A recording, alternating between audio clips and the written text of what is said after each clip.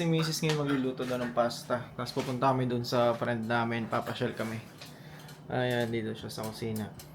And alam niyo ba nakaraan, nung pauwi kami galing sa work,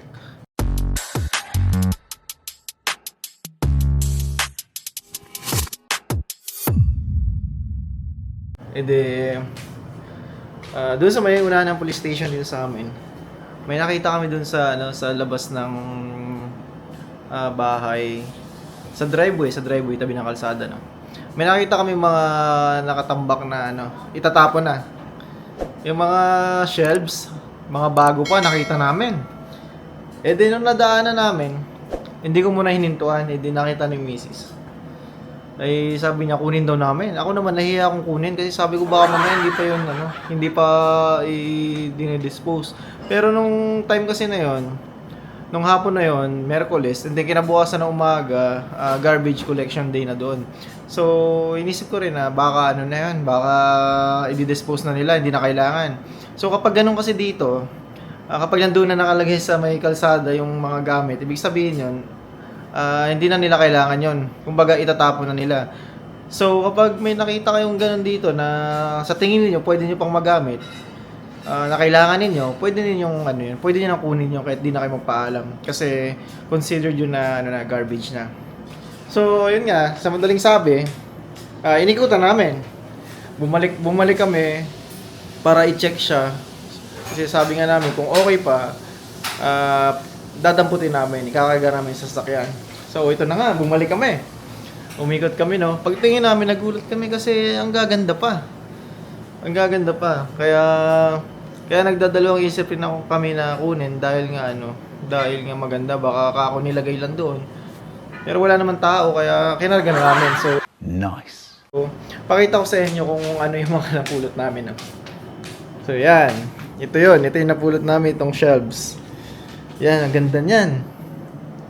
Maganda talaga siya, guys. Yan, oh. Yan siya. Tsaka napakalinis nung nakuha namin ito. Hindi mo akalaing itatapon na siya ng may-ari. Kasi nga maganda talaga. Bali, 3 kasi ito. Itong isa, tapos nandito yung isa. Ito yung isa, wood naman. Ito siya. Yan, ang ganda. Talagang ang ganda niya. Tapos may kasama siyang itong table. Pinalitan namin itong bilog. Alam niyo ba yung lamesa na to ay ito? IKEA. Itong table. 4 yan itong table na to na bilog. Tapos yung shelves na wood. And then itong shelves na metal. At saka ito. Yung ng paa. Yung patungan. Yan. So yan yung mga nakuha namin. Kaya yung bahay namin, kung makikita nyo yan, nagkaroon na kami ng gamit. Kasi si Mrs. talaga naghahanap ng mga ganitong shelves.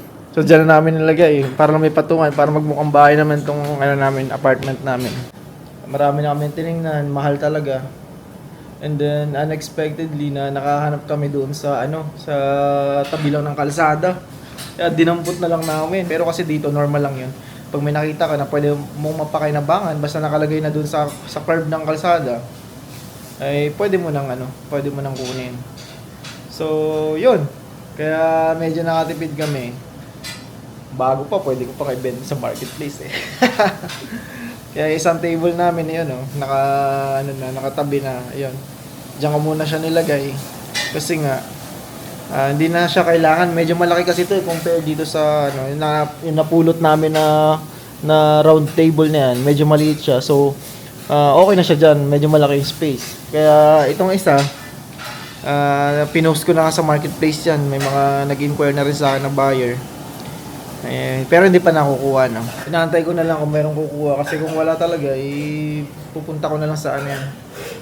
I-donate ko na lang doon sa thrift store. Kasi para wala na rin kalat dito. So nakakatuwa lang kasi yun, makakakuha ka ng free dito na pwede madaanan mo lang siya. Pwede mo na siyang kunin. No. Pero pag sa loob ng bahay, wag mong kukunin baka mamaya pagbintangan ka magnanakaw. Ayun lang yung kagandahan dito. Yung wooden shelves na yun, medyo mahal yun. Titingin kami. Lalo yung round table kasi IKEA yun.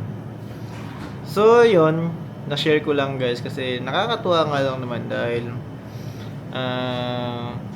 Sa hindi inaasahang pagkakataon, nadaanan lang namin. Tapos yun, sa isang iglap meron na. Kaya magbabawas lang kami ng mga gamit kasi medyo dumami na. Yung mga hindi na akma dito sa bahay ng mga gamit, i-dispose na rin namin. Kasi nga sisikip na kami. Dahil maliit lang naman itong apartment namin eh. Ano lang to eh. One bedroom lang ito. Pero malaki yung bedroom, yung sala, sakto lang, pati kusina. Sakto lang talaga pang 2 tao lang. So, yun. Wala pa naman kami sariling bahay dito kasi hindi pa nga naman kami permanent resident. At saka, if ever ma-PR man, pinag-iisipan pa namin kung kukuha nga kami ng bahay o hindi kasi talagang hindi rin biro yung pagkuha ng bahay dito sa Canada. Sobrang mahal. Marami kang mga babayaran, marami kang dapat isaalang-alang, no? Kung nagbabayad ka pa ng sasakyan, tulad kami, tapos kukuha kami ng bahay, medyo mabigat na yun sa amin. Maliban na lang kung sobrang laki talaga siguro ng sahod mo. Pero on the other hand naman, maganda rin naman magkaroon ka ng sariling bahay dito kasi investment din naman yun. Pero yun nga, depende naman sa goal ninyo. Depende sa goal. Kasi yung iba naman sabi, maganda kumuha ng bahay kasi nag-i-equity yung bahay. Pagdating ng panahon, ka rin, parang nagsisave ka lang ng pera. So yun nga lang, halos lahat na rin ng halos lahat ng kinikita mo doon din talaga siya mapupunta kasi may maintenance din naman yun eh. So unlike dito sa apartment, sa experience namin, wala kaming iniisip, no. Maghuhulog lang kami ng magbabayad ng monthly. Eh, sa pagdating sa mga maintenance, may nasira, wala kaming iniisip kasi ay tatawag lang namin sa management, pupuntahan nila para ayusin yung sira. Yun nga lang, pagdating ng panahon, walang babalik sa amin na pera. Unlike na yung sa bahay, may babalik na pera, no? Eh, yun nga sinasabi ko, depende naman sa inyo kung ano talaga yung goal niyo dito sa Canada. Kami kasi hindi pa namin alam dahil nga hindi pa kami permanent resident dito sa Canada. So, for the meantime, dito muna kami sa apartment. At kapag awa ng Diyos, nakakuha namin yung permanent residency, sana siguro kami mag-iisip. Kasi for now, mas maganda, mas nag-i-invest kami sa Pilipinas muna. Kasi alam niyo naman yung Canada, 'di ba? Pahirap na ng pahirap dito. Pahigpit ng pahigpit.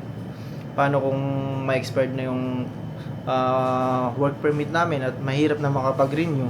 At least kung mapapauwi tayo, may uuwian tayo.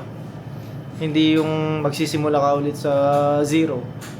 Maganda yung habang nandito, nakakapag-invest na rin tayo paunti-unti doon sa Pilipinas. Mahirap kasi yun yung pag-uwi mo, walang naghihintay sa'yo doon. Tapos syempre edad hindi naman tigil, tuloy-tuloy tayo, patanda ng patanda, no. Pero ayun nga, sana before matapos yung bago matapos yung work permit namin, so may 3 years pa eh. Sana awa ng Diyos, makuha na rin namin yung permanent residency. Although kahit mahirap sa ngayon, sana, ayun, pumabor din. Shoutout sa mga kaibigan natin dyan sa Pinoy Tambayan. And Par Otep, nakauwi na nga pala guys si Par Otep dahil hindi na siya na-renew, nasa Pilipinas na siya ngayon. So good thing din yung ginawa niya para at least clean yung record niya dito sa Canada. And kapag may dumating na opportunity ulit na pabalik dito, makakapag-apply naman siya ulit. Maganda yung maganda yung record niya dito.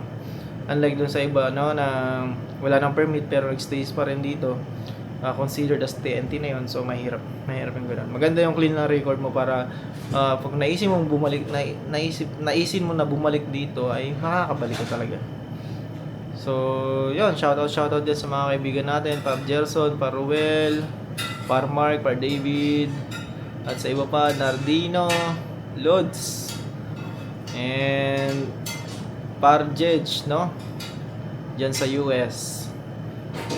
Shoutout sa inyo. And kita-kits ulit tayo sa Tambayan. So, hanggang dito na lang yung video na to guys. Mag-ingat kayo palagi and God bless. Bye!